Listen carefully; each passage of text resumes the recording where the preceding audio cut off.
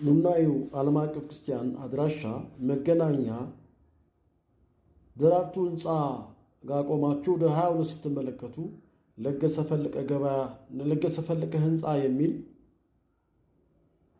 ወደ 22 አቅጣጫ ላይ ሰማያዊ መስታወት ያለው ህንፃ ይታያል። እዛ ጋር ያለ ነው።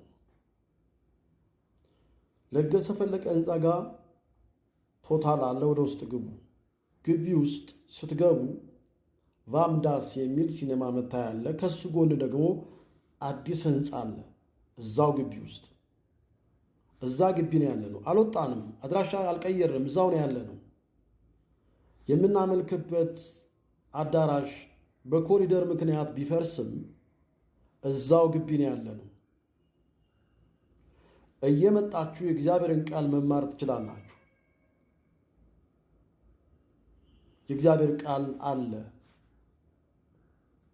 በእግዚአብሔር ቃል መፈወስ ጥያቄ ያለባችሁ መታችሁ መጠየቅ ትችላላችሁ። ጸሎት የምትፈልጉ መምጣት ትችላላችሁ። ማክሰኞ፣ ሮብ፣ ሐሙስ፣ አርብ አለሁ ቢሮ። እወዳችኋለሁ። እናንተ እሁድም ከ3 ሰዓት እስከ 6 ሰዓት ተኩል አምልኮ አለን። እሁድ ከ3 ሰዓት እስከ 6 ሰዓት ተኩል አምልኮ አለን። መታችሁ የእግዚአብሔርን ቃል ተማሩ። አብረን እንጸልይ። በወንጌል መታጠቅ የምትፈልጉ በተለይ አዲሱ ሰው አዲስ ፍጥረት ትምህርት መማር የምትፈልጉ መምጣት ትችላላችሁ። እወዳችኋለሁ።